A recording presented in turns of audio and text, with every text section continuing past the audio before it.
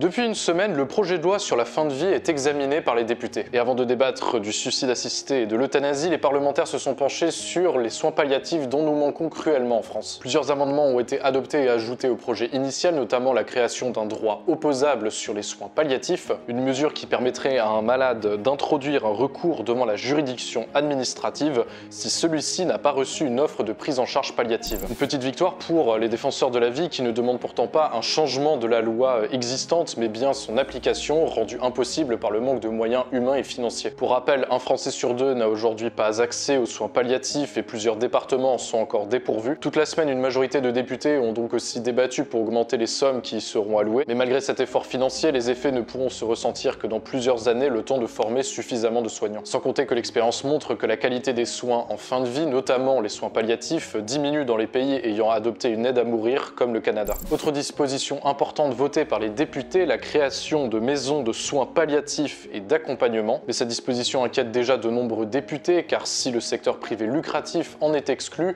rien n'empêche pour le moment dans la loi que des euthanasies et des suicides assistés y soient pratiqués. Peu de garanties donc après cette première semaine de débat, alors que se profile maintenant l'examen des articles sur l'euthanasie et le suicide assisté, qui pourrait faire de la France le pays le plus permissif au monde.